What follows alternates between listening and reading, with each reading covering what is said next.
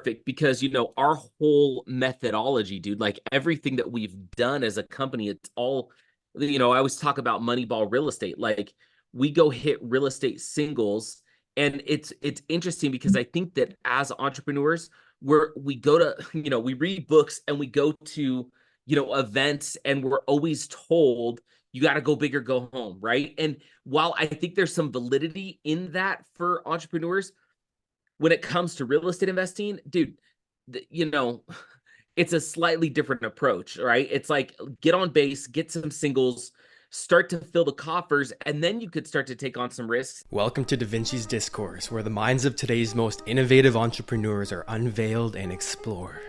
And my name is Kyle Campbell, your guide on this journey into the depths of the entrepreneurial psyche. So sit back, relax, and get ready to dive into the minds of the greats. This is Vinci's Discourse. Let's do it, brother. So let's get right into it, man. So Kevin Clayson, dude, pleasure to have you, man. So why don't you tell me a little bit about yourself, brother? What do you do? Who do you do it for? That kind of thing. Well, first of all, let me just say thank you so much for having me on, man. It's a pleasure to be here. I appreciate you reaching out, and it's good to get to know you, man. And I'm thankful that I get to be here with this audience, and share what I can. So as far as my background goes, I helped found a real estate company back in 2007, and we've been doing simple and conservative investment real estate for people now for 15 plus years. We've done over $1 billion in transactions, over 5,000 individual purchase transactions, all investment real estate. And I've always liked to say that we've tried to become the definitive solution for busy and successful people who want to own all the benefits of investment real estate, but don't have the time or want to put in the effort or can't put in the work in order to make it successful. And so, dude, when we started our company, the whole reason we started it was the industry at that time was just filled with, look, I have nothing against Robert Kiyosaki and Rich Dad Poor Dad. Love that book, right? That most everybody that gets into investing has read that book, but there was a seminar industry for him and for many others. And what they would do is it was TV personalities and infomercials, and they would drive you. Their funnel was like, hey, come to this live event. You'd show up at a live event. They'd give you some sort of a gift. There'd be a table rush at the back of the room to buy more education. You go to the next event. They'd sell you more education. And people would spend tens of thousands of dollars learning to do real estate, but they never would actually physically do real estate. I think the stats at the time was something like 95% of people that bought coaching would never go and physically transact real estate. And we were like, that is a travesty. Like, that's terrible. We started a company that said, instead of just teaching people how to do real estate, what if we did it for them? What if we found them the property, fixed up the property for them, vetted the property for them, got them the financing, got them the insurance, got it managed, and they still made 100% of the profit? That's what we built all the way back in 2007. And now we've been able to ride a couple of market cycles, and we are still thriving. And most importantly, our clients have been really happy. So it's been awesome. No shit, man. How does that work? Because if you get 100% of the profit to them and you do all of the work, I mean, it sounds like it's a complete no-brainer for somebody to sign up, first of all. But second of all, how does that work logistically speaking? I mean, come on. Yeah. There's got to be, 100% profit. Give it to me. I'll give you the model. By the way, I'm a big fan, as I'm sure you are, maybe others on the audience, in the audience are, of Alex Hormozy, right? Who says, make an offer so good you feel stupid to say no, right? And that's what we've tried to create. And so now let me just say, there are a number of turnkey, as the way that they would probably be classified, turnkey real estate investment companies, which effectively give you a property. It's all ready to go. It's all rented out. Our model is a little bit different than that, but that's probably the ballpark that we're most similar to. But that's also like calling Uber a taxi, right? It's similar, but very different in a lot of ways. And so the way we constructed our business is we wanted to be different than the other guys out there. There's a big, I would bet you, if anybody here is interested in real estate, is interested and follows any real estate influencers, there's probably some names that I could throw out here that you would recognize. And I'll tell you, their model is you pay them up front for coaching, you pay them to come in and be a part of their world. You put up the money, you put up the credit, they take 50%, but you hold all the risk. That is not what we do. And the way that we were able to do that is we make money in really 5 ways on every single real estate transaction. We own a real estate brokerage, so we make money on real estate agent commission. We own a mortgage broker, money on doing the loan. We own an insurance brokerage, so we make money when we do the property and casualty insurance. We charge a flat per property fee that goes on the closing documents, meaning our clients don't pay us a nickel until they close successfully on a vetted and completed investment property. And then we charge this fee at closing. It's part of the overall closing cost. It's a separate buyer paid commission of $6,995. And then we don't own the property management, but we have a national property management partner that does all of our clients' property management, which make point of it and the service of our clients a lot easier. And they pay us just a small thank you check for each one of our clients that onboards with them. And so there's really 5 small but awesome profit centers. And by doing it that way, those are almost all of those are fees that somebody's going to pay anyway, right? They're already going to pay a real estate agent. They're already going to pay, you know, a loan officer to do the loan. They're already going to pay. They're already going to need to get insurance. If they have a property manager, they're already going to be paying that. So the only extra thing that we charge is our team's fee. But if you take a look at that, we're doing, I should say this, we're doing, probably 95% of the work, but our clients are keeping 100% of the profit. So when you look at the amount of time, effort, and expense that it would take for somebody to learn a market, know where to go, know how to vet a property, know how to find the property, know how to source the contractors, especially in a state where they don't live, and just do it successfully. The question is, what would that cost somebody to go and do it on their own? And what we found is so many people would spend all this time and effort to learn it and then go fail at it before they could succeed at it, that paying an extra per property fee to have us take all of that heavy lifting out of the process puts them way ahead of the game. So in reality, everything our clients are paying and where we're making money is money that our clients would have been paying otherwise. They just probably would have been paying a lot more and taking a lot more time and effort in order to do it on their own. So that's kind of the uniqueness of the model that we've managed to figure out, and that's been working really well for our clients now for 15 plus years. Wow, man. So it's like you got all the benefits of a REIT without having to, you know, get the low profit margins on the return. And is that right? The other thing that's really cool, the other thing that's really cool about that, you know, if you look at a REIT, you know, the tax benefits on a REIT are not quite as extensive as if you own personal real estate, right? So, and I'm not a tax expert, so I wouldn't claim to be, and I would not try to tell you, you know, what one should or shouldn't do from a tax standpoint, but I can tell you that when you own, I look at the individual real estate that I own, and when you look at real estate that you own personally, there's so many more tax benefits to it, rather than just investing in a REIT or something like that. And the other thing is, when you own the real estate and you take title to it, you maintain complete control. When you turn your money over to a fund or a real estate investment trust or something like that, you forfeit control. But the idea is hopefully they know what they're doing and you'll achieve awesome returns. And a lot of times that's the case. When you look at somebody in the syndication game, right? Somebody that puts a lot of money together to go buy a big multifamily deal. Same sort of thing, forfeiting control, gaining some tax benefits, and hopefully some awesome cash flow. What we've tried to help our clients achieve is maximum control, maximum profitability. And for us, it's never about getting rich quick. It's about getting wealthy over time, one property at a time. And we're big believers that now is always the right time to invest in real estate. You know, we you know, that what's that? There's that. What is it? It's like I don't know what the term for it is, but it's like this saying, I guess, people say, when's the best time to plant a shade tree?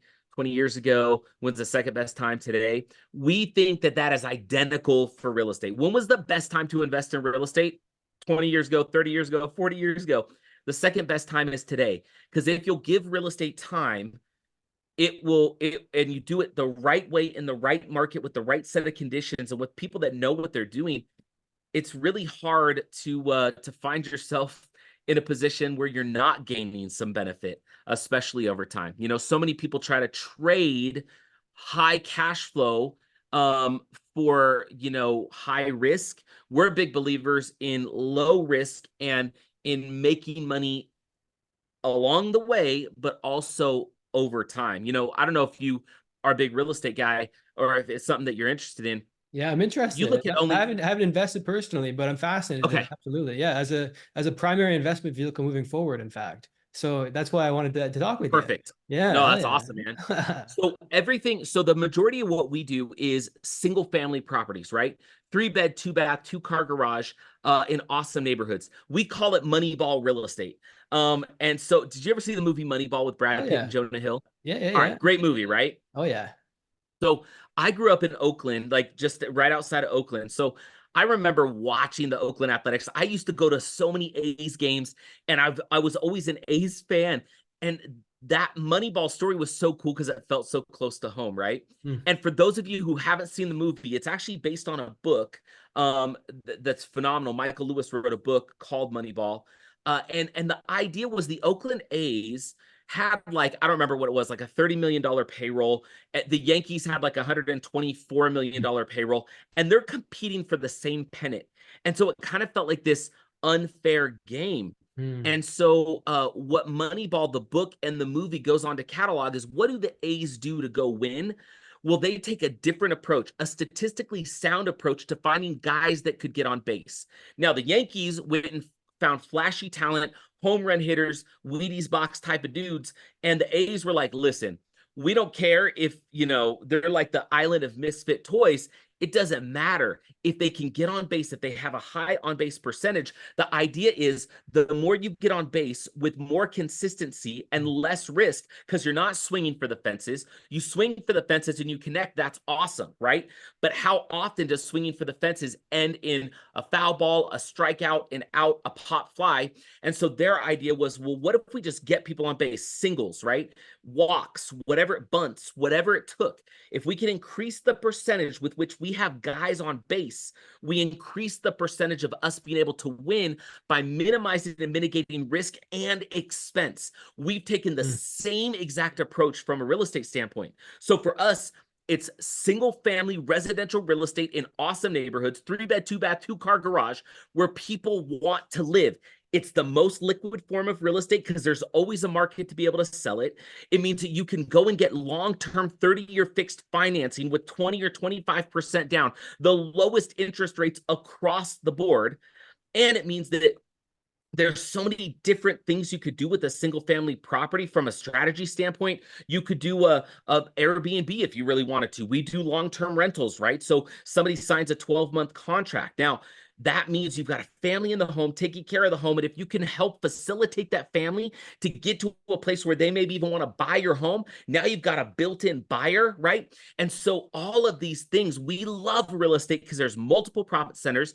And when you go hit real estate singles, purchase worthy properties, not trying to hit it out of the park, not doing wholesaling, not doing flips, not doing lease options, and not doing, now all of that stuff is so fancy, right? It sounds so cool. These real estate influencers like, come to my real estate seminar, no money, no credit. I'm going to show you how to make $1 billion in a day. And listen, it sounds so good from a marketing perspective, but the reality of it is very different. The reality for our clients is that we help them buy one property at a time.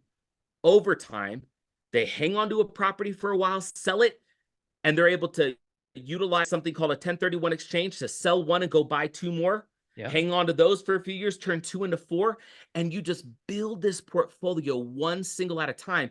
And you get to a point, we found that if you can get to 10 properties, that's a level of economic independence and control that very, very few Americans ever experience. And so that's the game we're playing. We're playing Moneyball Real Estate, baby. Moneyball Real Estate, baby. I love that, dude. Hell yeah. Yep. The way I look at that is like you're getting paid as opposed to an RRSP where you pay into an investment to maybe wait, maybe hopefully one day get your investment back. Who knows? This way, you're getting paid as you go along to build up that nest egg, which is the real estate that you have ownership of 50, 60 years down the line. For a younger gentleman watching or listening, they would have that opportunity to have this investment vehicle that they've been getting paid to build over time, Right. instead of having to pay into it like an RRSP or a traditional investment vehicle, right? Yep.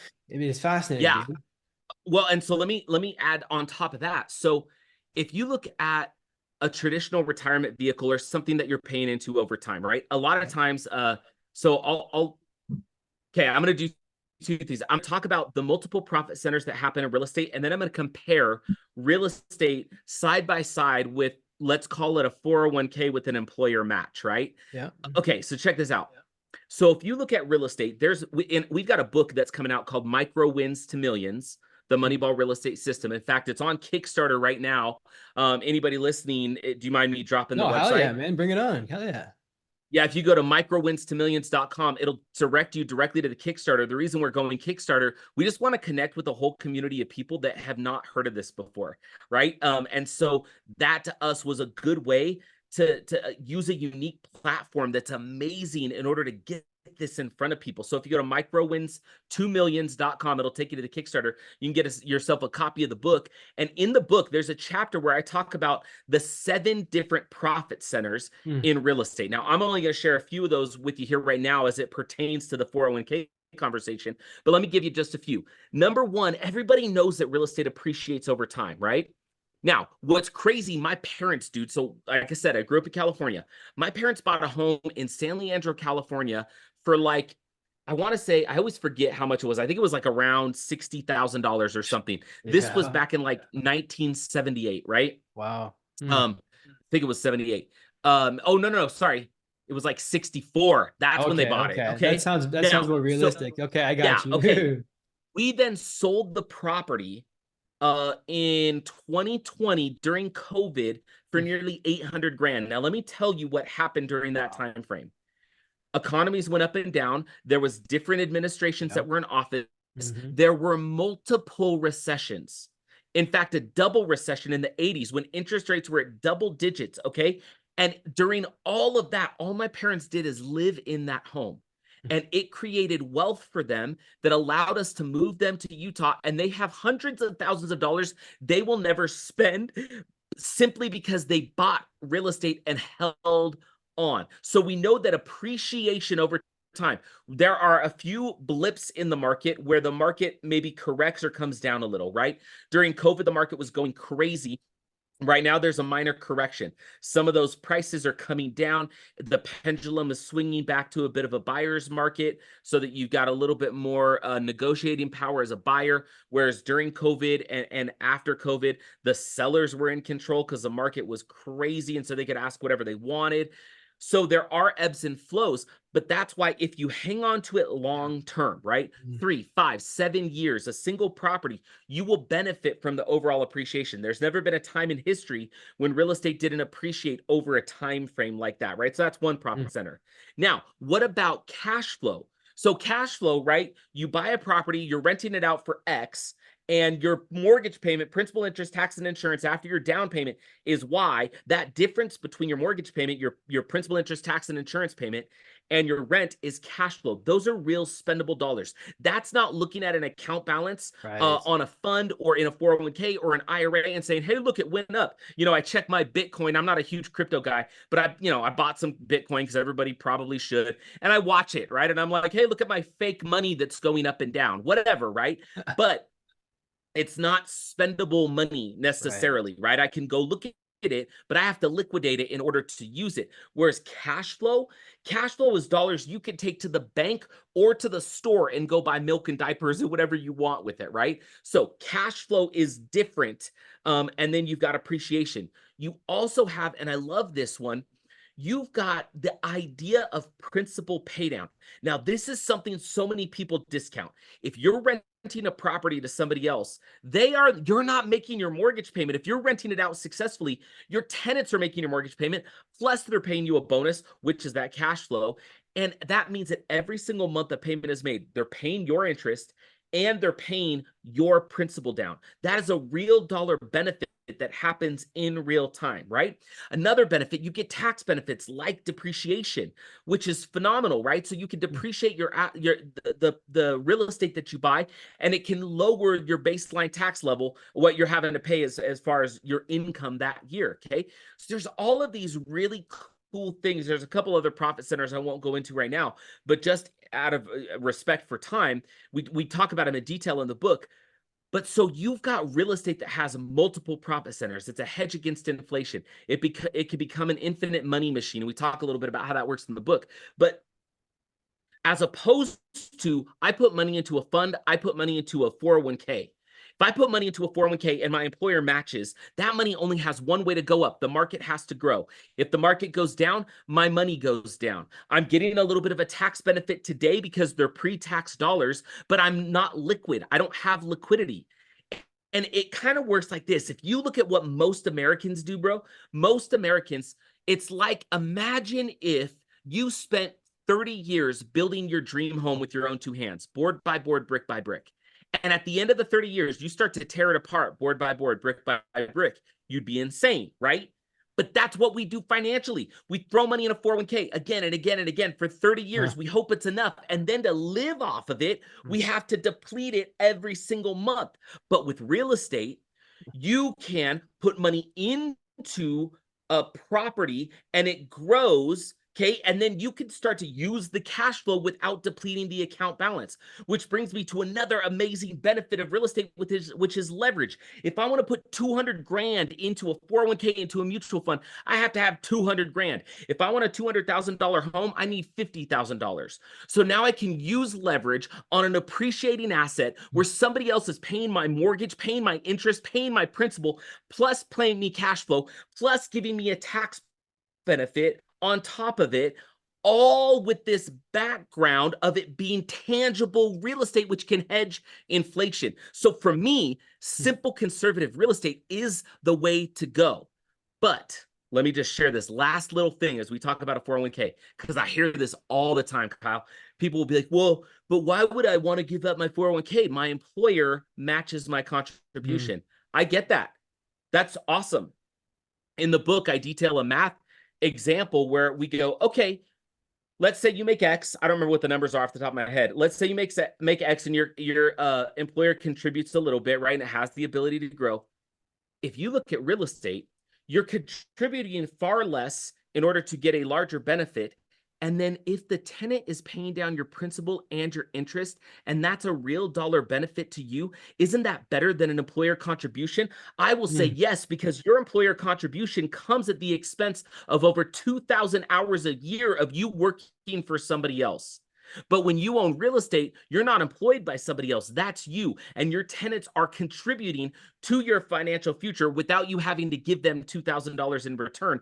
And it may be equal to or even exceed that which your employer matches your 401k contribution on. So, dude, I just look at all that stuff. You might be able to tell I get a little passionate because this has changed my life, dude. It's changed my parents' lives. We have over 1,500 clients who totally set themselves up to be financially free and who've become financially free because of simple and conservative Moneyball real estate. That's why I get passionate, because we see it change lives in real time. It's awesome.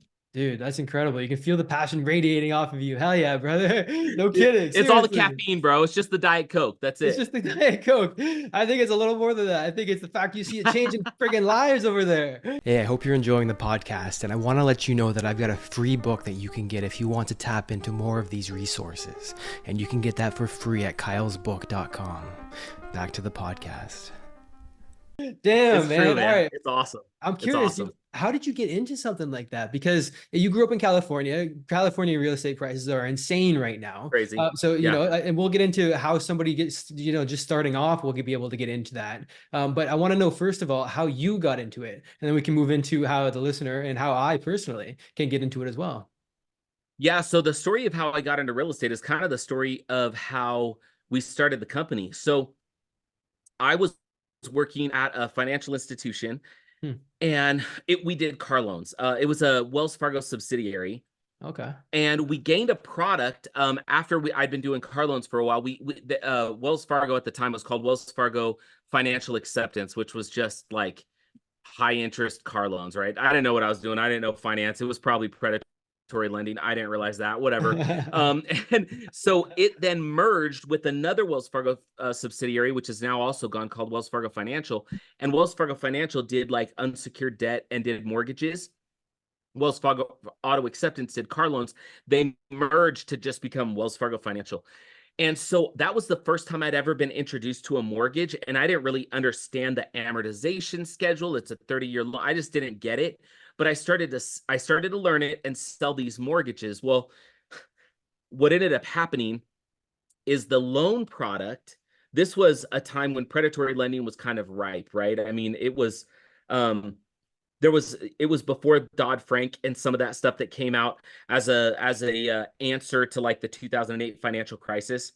Hmm. So there was really bad lending and appraisal practices, and real estate and mortgages were very different. Loan officers could get paid what was called a yield spread premium, which was they'd make money on the back end of the loan if they could sell you a higher interest rate, and they didn't even Yeah. really have to disclose that. It's a very different lending landscape now. You could have an appraiser in your pocket that could inflate the appraisal so that you could lend more and then have a higher loan and make more money. I mean, it was terrible. Okay. Now, Wells Fargo Financial benefited from that environment.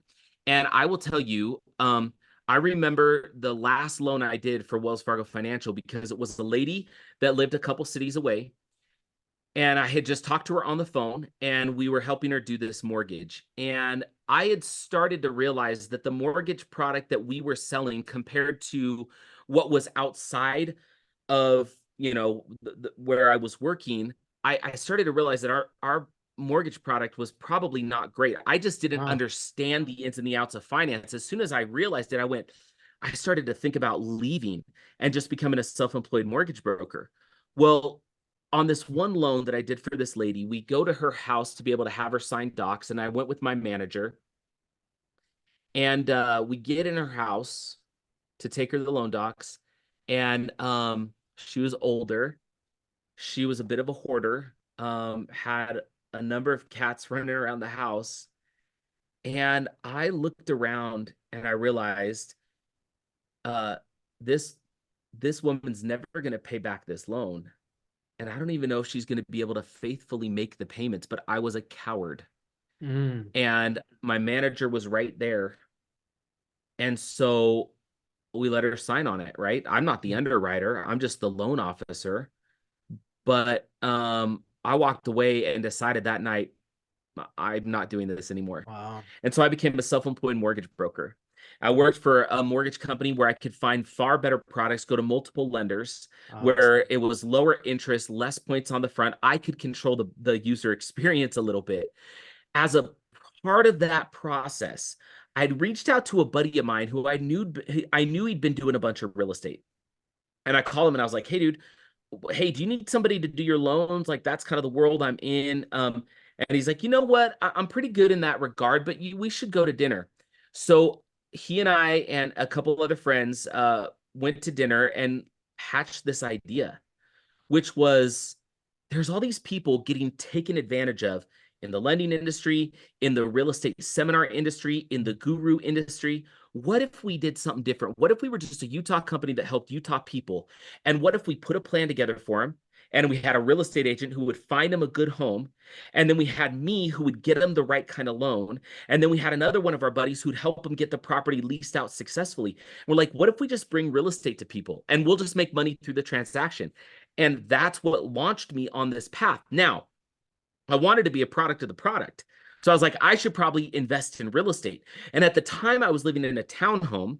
And I went, wait, if I move out of my townhome and go buy a new primary residence, I could turn my townhome into an investment property. And here in Utah, if I have a primary residence that has a basement apartment that I can rent out, I could go from one property to two with two people paying me rent, 2 types of real estate appreciated for me, 2 batches of tax benefits, and that's all I did. I moved out of one home, moved into another, rented out the basement, rented out the first one, and that's how I got started in real estate. That simple. And that's something that almost anybody can do.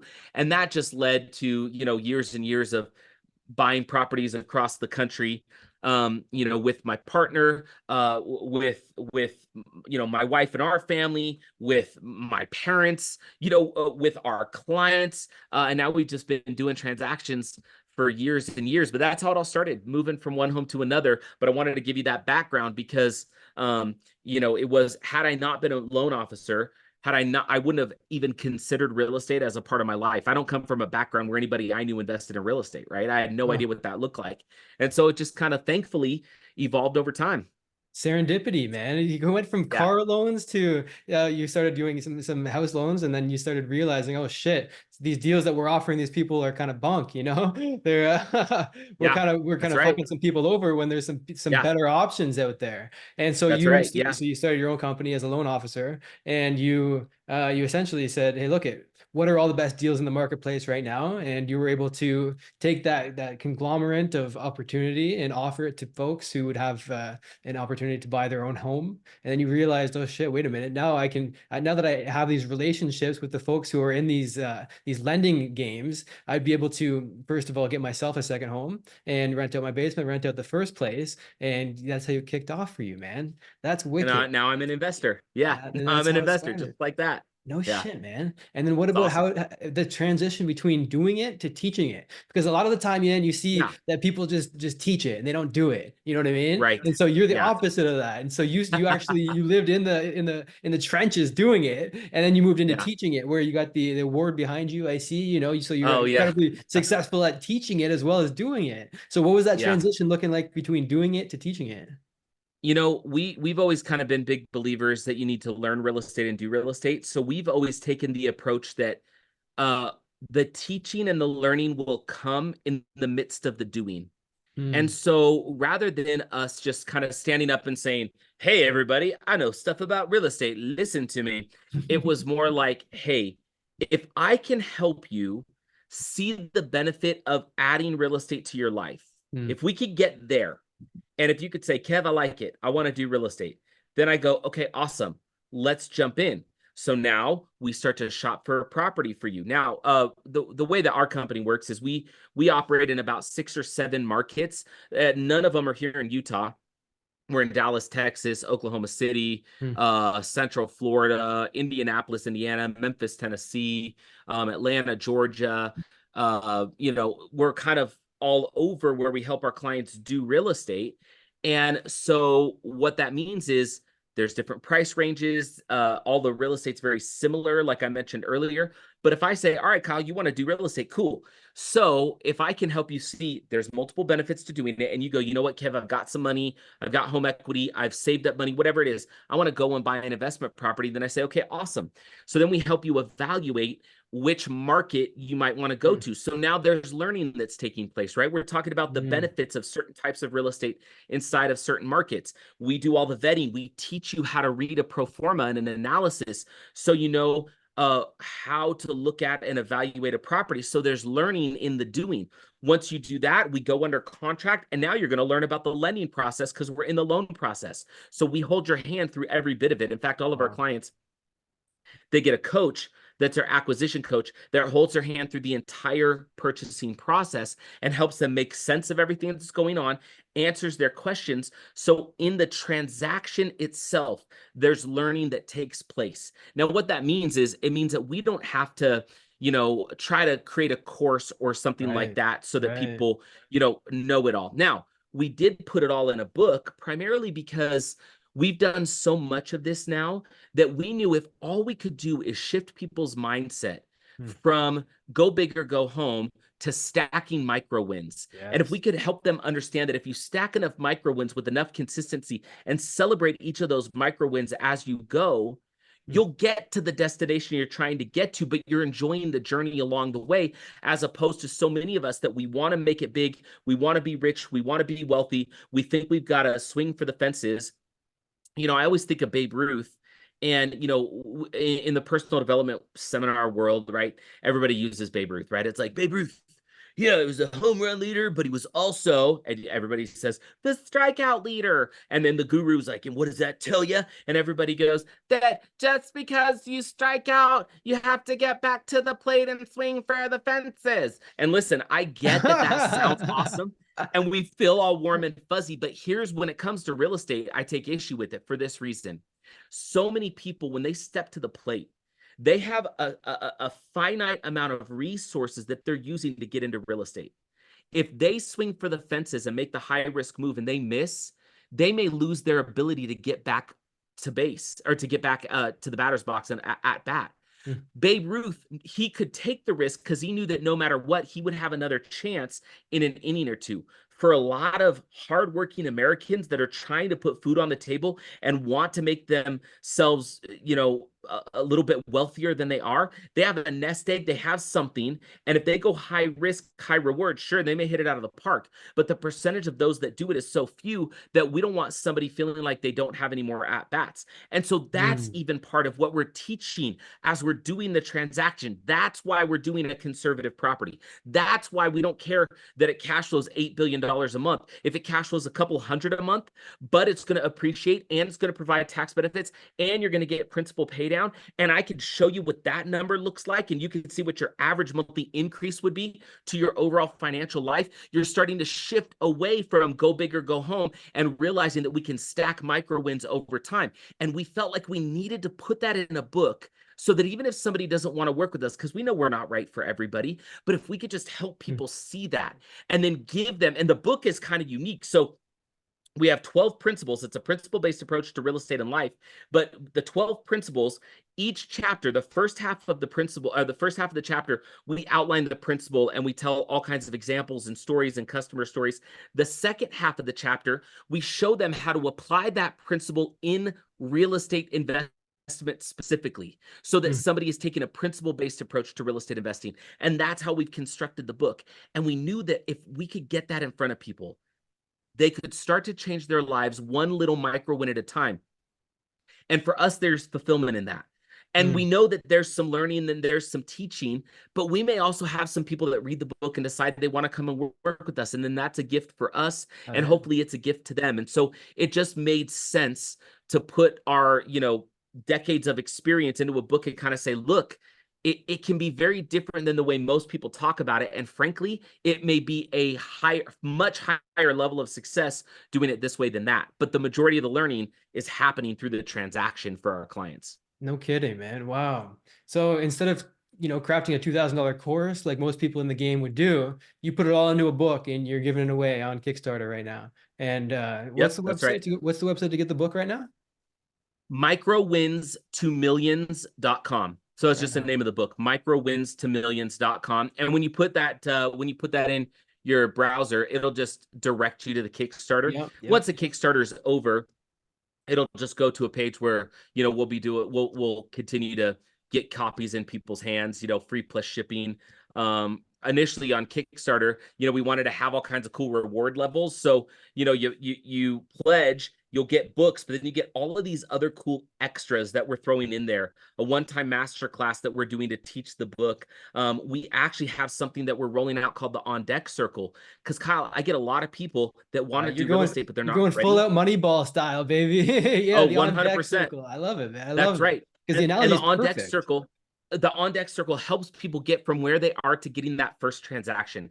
There's a lot of things one can do from a credit standpoint, from an income or just a asset standpoint, right? From a mindset standpoint, to get them from where they are to completing that first property. And so the On Deck Circle will be a little bit more education based, where we can work with people over however many months we need to help them get that first property. Because we know that if you can get the one can turn into two, and that can turn into three, and you could build that portfolio over time. So that'll be a little bit more learning, not transaction based initially. And that's just because not everybody has money to go and invest in real estate right away. So how do we help you get to the point where you can? That's what the On Deck Circle will be for. Yeah. And so we're giving away months and months of the On Deck Circle with the Kickstarter, all kinds of cool swag boxes, master classes. We've got a ton of stuff in there that's just extra so that we can help people immerse in this thought process, in this world, in this idea,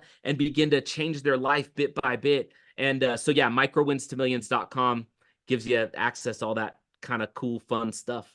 I love it, man. Wow. What are some of the ways that you would go about, like, let's say somebody's, let's say somebody's watching or listening, that most of their money's tied up in their business. They don't have a lot of money to invest in real estate right now. That's some of the things that you go over in the up to bat On deck kickoff, circle. on Yeah. deck circle, the up to bat kickoff. Yeah. I changed the name. Right. So Yeah, no. what are some of the ways that you would go about telling one of those people what to do? Yeah. How do you think about that process? So there's a couple things, right? I mean, one of the if somebody is not sure where to start, we always start them at buying their own primary residence. You could do it for significantly less out of pocket, and now you're beginning to leverage real estate that in the future you may be able to pull equity out of that property through a home equity line of credit, through a refinance, and that may be your seed capital to be able to go and buy that first property. And again, if all we could do is create enough money to buy one property, the rest of the portfolio can start to sort of grow organically. So sometimes we'll just help people sort of get their credit in a position where they can go and qualify to get that first property. If people don't have enough income, there's some things you could do, right? There's ways to lower expenses. There's ways to accelerate debt pay down. There's ways to improve credit so you could get better insurance rates so that you can put more money in your pocket. And then you have to be disciplined. And so we'll just work with people and help them understand from a high level educational standpoint, as well as kind of getting in the trenches with them and working with them directly to help them see what area they can improve. If you look at investing in real estate, there's really, I consider it 4 primary categories that you have to have, or 4 primary things you have to have. And the on deck circle focuses on these 4. The first is the right mindset. I'll tell you a quick story. So we had a lady who bought a property with us years ago. And this was when now most of our properties are outside of the state of Utah. So we're just using property managers, long-term rental style. But when we used to do real estate in Utah, we used to utilize a bit of a lease option. But a lease option meant that somebody had to do some work to get their property shown and to get their property leased out because it's kind of here in their backyard. And we had this lady buy a piece of real estate because she was thinking about, I really want to make money in real estate. But she was so negative that she could not get her home leased out, because the second that somebody would walk through her home, they felt her energy and were like, I don't want to live here. So she didn't have her mindset right, which meant she couldn't make money in real estate yet. And I've never forgot that, because I've come to realize that if you can't get the brain right, if you can't get the mind right and the attitude right, you're never going to create success in any aspect of life. I wrote a book a few years back called Flip the Gratitude Switch, which, we've sold copies in dozens of countries. And it's all about that. How do we take what life hands us and shift it so that it can give us fuel to continue to move forward? If we don't have that, we'll never be successful in real estate if we don't have our mind right. So that's the first area that we cover. The second is credit. You should be utilizing a mortgage when you're looking at leveraging real estate. We have an entire chapter in the book on the value of leverage. It is one of the greatest financial tools and gifts. And it's different than debt. It is debt, but it's not the kind of consumer debt that can really shackle us. And so getting your credit right so that you can qualify to get a loan is something that we focus on and teach and help provide some guidance with. And then the third is income. How do you have enough income to be able to qualify? It's all about qualifying for real estate. So from an income standpoint, is it we need to make more or we need to spend less? Right? And so that's kind of, if you can't add income, how do you spend less to create more room? If you can add income, how are ways that we can add income? And that can come back to the mindset as well. So we talk a little bit about how do we get our income to the point where we can qualify. And then the last is assets, right? How do we go and accumulate enough assets so that we've got some seed capital to be able to go and buy an investment piece of property? And there's a number of ways that somebody can do that, whether that's partnering, whether that's pulling money from a 401k or an IRA, whether that's pulling money from a home equity line of credit. So there's some other cool cool stuff on top of that, other financial tools and instruments that helps us craft a plan for somebody from wherever they are to where they're trying to get to.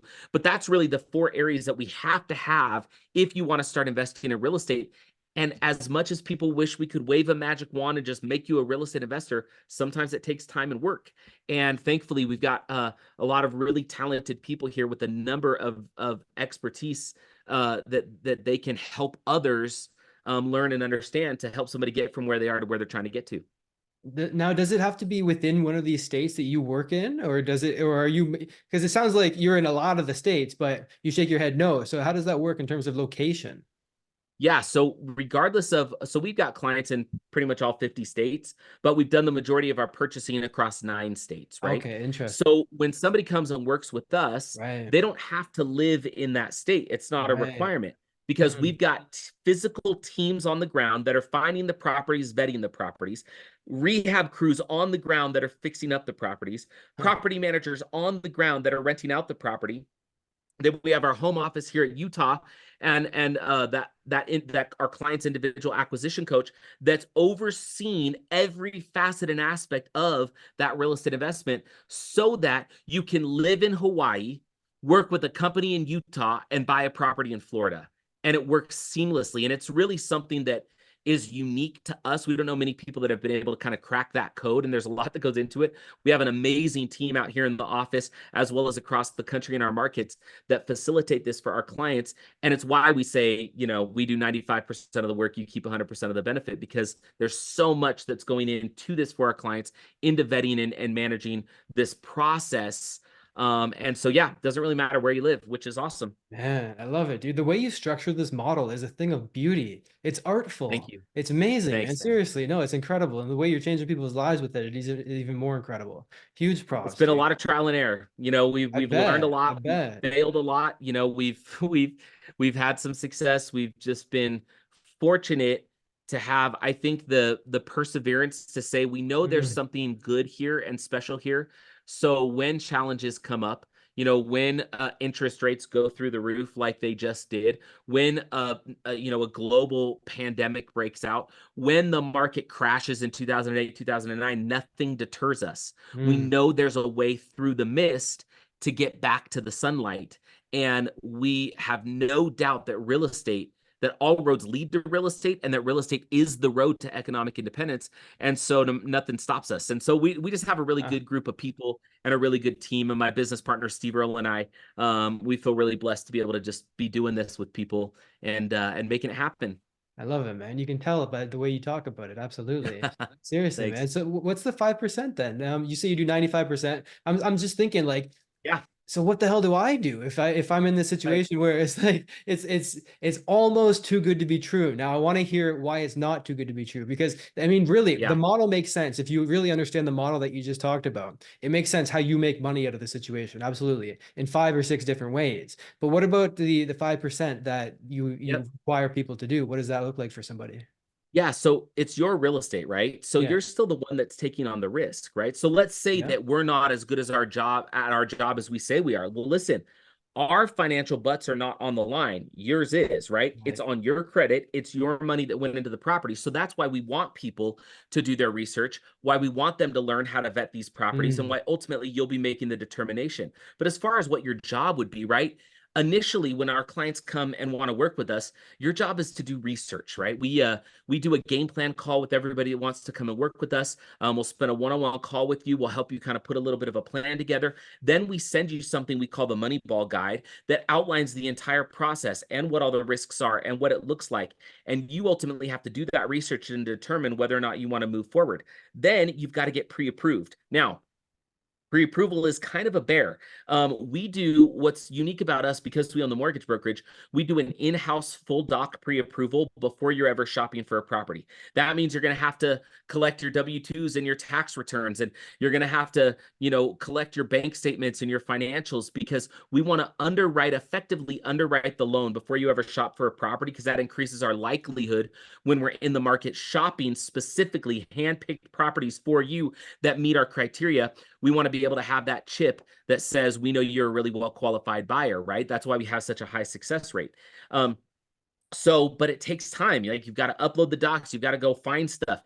If we're going through the pre-approval process, I just had this happen. So a buddy of mine, a client of mine, of ours, first a friend, now a client, he does exceptionally well. So he owns a marketing agency that helps attorneys market their business. Hmm. He's also in this world. He's awesome. And he hadn't filed his taxes for 2022 and 2023. And so what that meant is we were trying to get him lent. Sometimes we could find some exceptions, but we just couldn't get it done. We had to jump through all of these hoops. We had to keep contacting he and his assistant. Can we get this? Can we get that? And it's stressful to have to go through that, but it was all about getting him pre-approved. Well, we were finally able to get him to the point where we were able to get him pre-approved, just not before the end of 2023. And he wanted to buy properties before 2023, but he's still buying one right now. But it was like he had to go and collect that stuff. We couldn't do that for him. So there's some of the work that you have to do.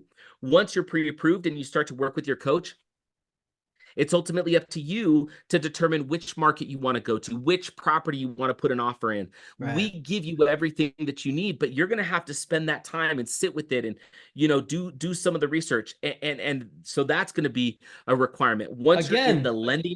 Yeah, but What's dude, that? again, it's every single thing that you're talking about is things you'd have to do regardless of if you're Correct. investing with you guys or Yep. on your own. And the Yep. difference is with you guys is you've got the whole process from A to Z and the people walking you through the steps to take and everything that you need to do. You're not doing it alone and you're not Yep. taking this risk on your shoulders. And really, you say that they take on 100% of the risk, but the way I look at it is you take on some of the risk as well because you need them to succeed for you to Yes. have the reputation that you do have in the marketplace, right? So you Yeah. need them to succeed. So that way and you've got such a high success rate. So therefore it works. And so you take on a little bit of the risk in terms of having to have them succeed every single time, not 9 times out of 10, but 10 times out of 10, Right. you want them to succeed because then you win, 100%. right? So you do take on No, some you're risk. exactly right.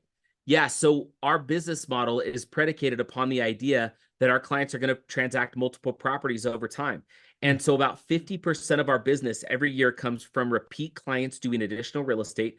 25% of our business comes from referrals from our clients, and 25% is marketing efforts. Mm. And so that's an important mix, right? And so we have to do well. And I would say the biggest chunk of time that's required after the initial purchase is completed is you may have some times when a storm blows through, or the HOA gives you a hard time, or one tenant moves out and maybe they trash part of the property. Look, we try to do everything we can to mitigate and minimize that with our property managers, but it is still real estate.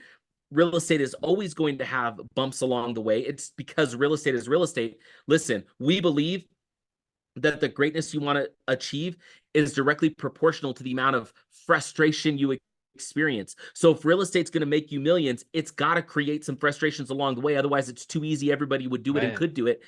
So interacting with the property manager, we're still involved in those conversations, but it's ultimately your property and you're going to have to interact with the property manager from time to time. You got to get your stuff together come tax time, So there's some of that you have to do, but our goal is that our clients who own 5, 10 properties, they shouldn't be spending more than an hour a month on all of the things they would need to do in order to manage that portfolio. So it's not completely hands-off, but it's mostly hands-off. And that's why we say 95, 100, because there is still something to be done. It's not stick your money in the thing and sit back and just collect checks. There is some interaction that you got to have with us, with your property manager, so on and so forth.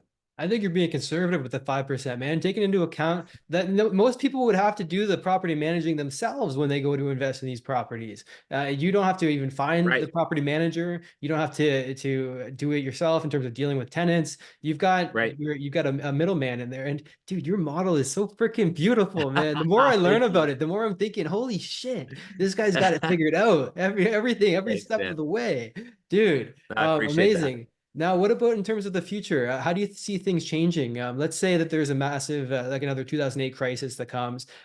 I get that you're looking at it from a long-term 20, 30-year time perspective, where if, like you said, there's market crashes all the time. But if you look at it from the 20, 30 years, or even just the 5 or 7 years, like you mentioned, then it's always going to come back and then some, right? So how do you look at Yeah. the future in terms of a massive calamity happening, and what do you say to that? Yeah, I wish we had a crystal ball. We don't, but we know that real estate is cyclical. Yeah. And so one of the things that I put in the book is three distinct time periods where real estate was very different inside of about 2 different decades, Hmm. and what the strategy was during those time periods. So I'll give you an example because I think it's germane to like what happens in the future. Leading up to the financial crisis 2008, 2009, lending practices were loose, property values were high, and cash flows were decent, right? So at that time, we utilized like a lease option because it was a way to get some money up front and to collect a solid rent and to prepare somebody to be able to buy a home. Well, the real estate crashes, and all of a sudden prices on homes go way down. So a lot of our clients that own real estate, they bought it here, it's now worth this, right? Mhm. So the strategy becomes, what do you do during that time period? Well, if you owned the property, the strategy was you already have somebody in the home that's hopefully working to buy the property. If you have to lower your rent in order to release it out, you could do that, right? We're a big believer in having a sleep well at night account. You should have anywhere from 6 to 12 months worth of mortgage payments that you can access at any given time. And if you could do that, you can weather some of the storms. From a buying standpoint, prices went way down. And now the way we were acquiring real estate was at auctions, right? There was massive Mm. foreclosures. There was bank-owned properties that you could purchase. It was a different acquisition model. It was lower purchase prices and minimal cash flow, but high upside potential, right? So it was more of a, how do I acquire? How do I get a little bit of cash flow? But I'm looking at the long-term, potential. As the market started to correct, what we saw is that there was less volatility. So we moved into markets that were better cash flow markets, didn't have as much upside from the appreciation standpoint because it was in a market that didn't do a lot of this. It was just kind of slow and steady, right? So Mm. the strategy was, how, with a long-term rental, do we just maximize cash flow and grow equity over time? Then the market shifts again with COVID, and now all of a sudden the market goes through the roof, and it was about just acquiring real estate to take advantage of the upside of what was coming. It may not be as much cash flow, but now we're swinging into an appreciation market, right? So we get through the appreciation market, we acquire as much as we can. We realize, there's pendulums. Sometimes it's a high cash flow, sometimes it's high appreciation, sometimes it's a good mix with a little bit of appreciation and a little bit of cash flow. That's what I'd consider right now to be the case. So now you look at the market swinging back to a buyer's market. What are we doing? We're acquiring. Prices are a little bit higher than we want them to be. Interest is a little bit higher than we want it to be. But what's the alternative? And now we're looking at it Mm. and saying, what happens as soon as interest rates come down a little bit? Everybody's going to jump in the market. So everybody's scared right now. So if everybody's scared, we should be counter cyclical, like Wow. Warren Buffett talks about. So we're acquiring as much as we can, even though it's a higher price and a higher interest rate, because as soon as interest rates come down and people flood back into the market, what's going to happen? Appreciation is going to go up again, right? So Right. knowing that it's cyclical, this is what I would say. Interest rates are likely, they're very likely going to come down a little bit over this next year, especially as we look towards the next presidential election. Okay.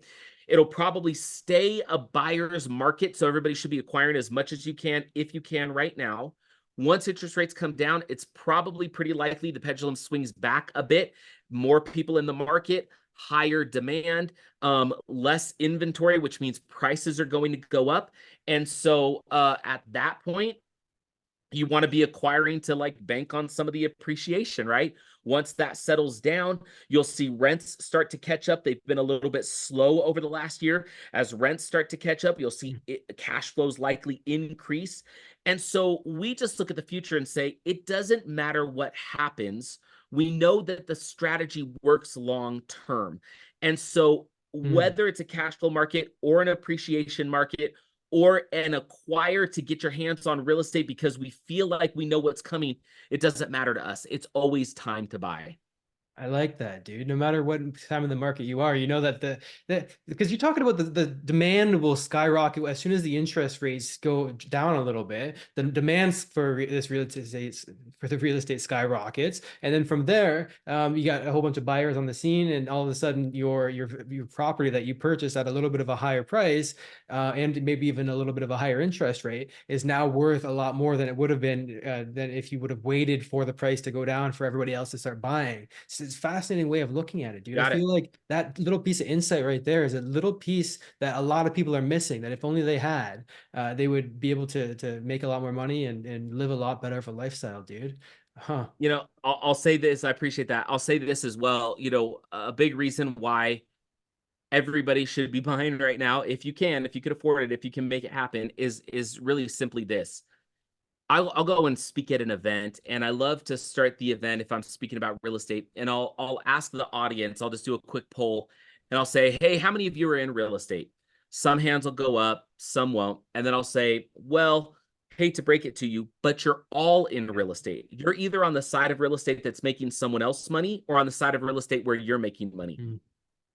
But everybody's in real estate.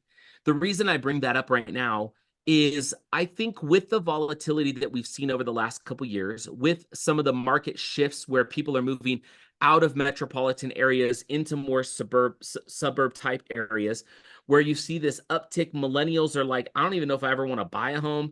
And now Gen X, Gen Z, like they're like, it's a totally different world. It's Airbnb, it's Uber. You know, some people don't even own a car because they just Uber everywhere. It's a gig economy. It's a totally different world. Now, here's the thing. No matter what the world thinks, they still need a place to live. And we want to own supply where demand is high. There will always be a demand for people to live. But if more people think they want to rent, or they want to Airbnb, or they don't want to put down roots anywhere because it is a gig economy and they could go find work anywhere and work from a laptop in Costa Rica or in, Wichita, Kansas, or Bismarck, North Dakota. Like, they don't care. So we want to own the real estate they want to go and live in. Yeah. That's why I like single family real estate. It's where the most people want to live, the most people want to buy, those who do want to buy. It's where people want to rent.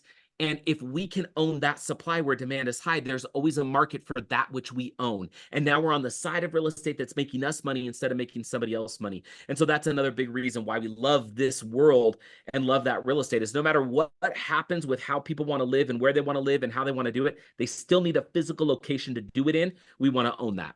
Now, what do you say to the Grant Cardones out there that are like, okay, never buy single family real estate. You want to go higher than that. You want to go bigger than that. Aim for the home run, and instead of going for the one base hit at a time, right? What do you say to the people that are subscribing to that methodology? Yeah, I tell them that if they want to go that route and they've got the capital that they want to gamble and they want to take the risk, have at it. And I hope that it works really well. We look at it not so much as we're trying to get people rich. We're trying to get people wealthy over time, which means owning real estate. And if you look where the vast majority of people want to live and want to own, it's in this tier. Okay. The other thing that because I always look at it from an individual standpoint. So I also love liquidity. And because liquidity adds a margin of safety. Now, if you think of liquidity, a lot of people don't think that real estate is liquid. But what is liquidity? It just means ready access to capital when necessary, right? Yeah. So if you look at single family homes, it's slow and go. I get that. But you could pull equity out from a home equity line. Yeah, there's going to be interest associated with it, but you can access the capital. You could pull money out through a refinance. Yeah, there's an interest rate, but you could access the capital. If you were going to sell it, you have the largest market on the planet to be able to sell it to, right? Because you have individuals that want to own and individuals that want to own to rent it out, right? You have buyers and you have investors that are looking at single family. If you get into multifamily and you want to sell a multifamily property, who are you selling to? You're an investor selling to another investor. Do you know that only 5% of Americans invest in real estate? Isn't that insane? 5%. And so 5%. We just saw these stats on it. I was like, you Oh man, have I to would say 100% invest in real estate. there's a bunch of people that own real estate, but Yeah, it's yeah, their yeah. primary residence, and they subscribe to the philosophy that, that's your greatest asset. Well, not if you keep the money locked up in it. Right. Having home equity that you're not using is Yeah. like having paper dollars locked in a safe in a basement and you don't know the combination. And that's how a lot of Huh. people treat their primary residence. And so if you're an investor selling to another investor, you are now not selling to 100% of the world, you're selling to 5% of it. So it changes the negotiation, it changes the buyer market, it limits the liquidity. Can you find a buyer? Will you find a buyer? Probably at some point, but it's an entirely different world, right? And so that's why we like this methodology. Now, I say we go hit real estate singles. That doesn't mean there's not a place for doubles and triples and home runs and grand slams.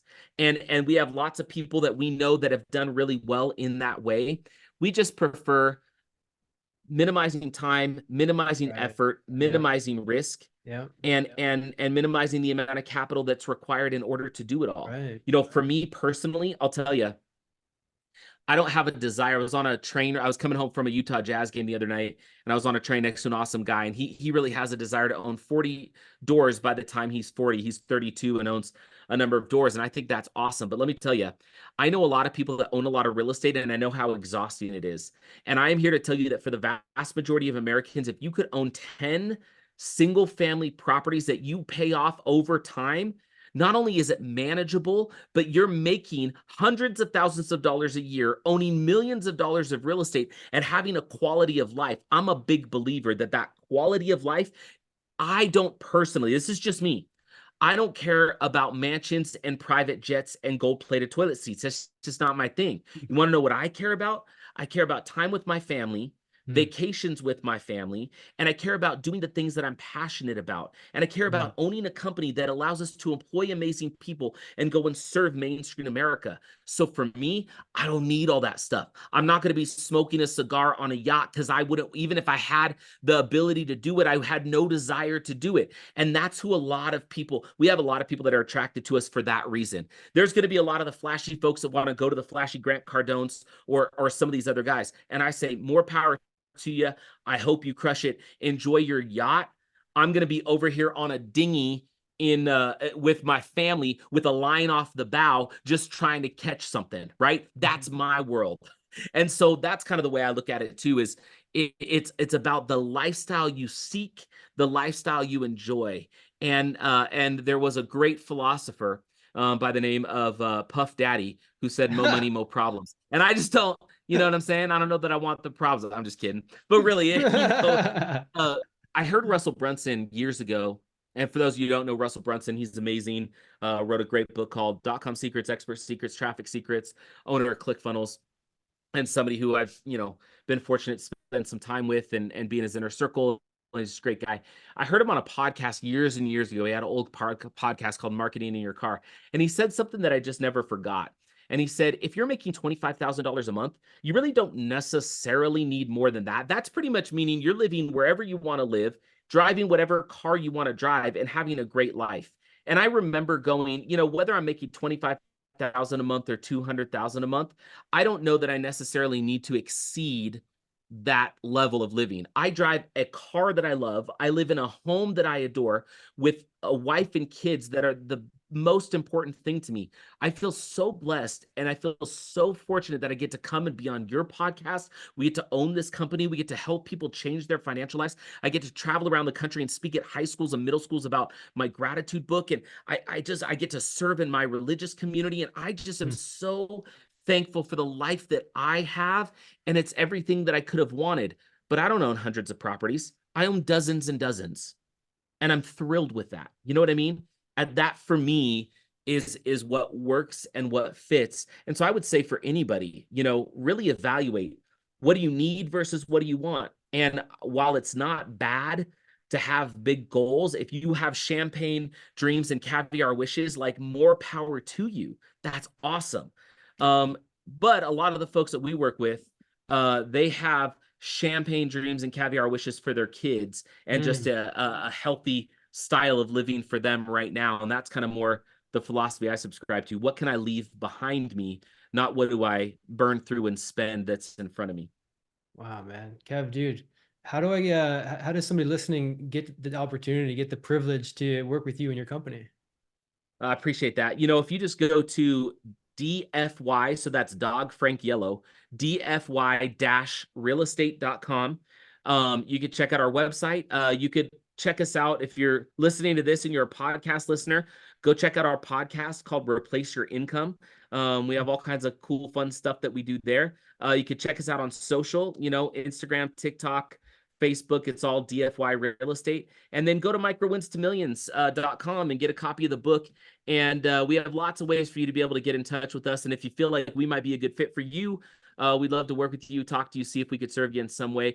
Kyle, I'm just thankful for you, brother. Thank you for having me on. Thank you for letting me come and spend some time with you and letting me jabber on about all this stuff that I kind of get passionate about. But I appreciate you and your audience, and just thankful for you, man. Dude, I'm thankful for you, brother. Huge gratitude your way. Making lives better, changing lives for the best. I appreciate what you do, man. And I think a lot of people listening do as well. So, Kevin, dude, Awesome. appreciate you, man. I thank you for coming on. Hey, thank you, man. Take care. We'll see you. All right. I hope you enjoyed that podcast episode. And if you want to get a free copy of my book, go to kylesbook.com and you can get a copy there. I'll talk with you soon.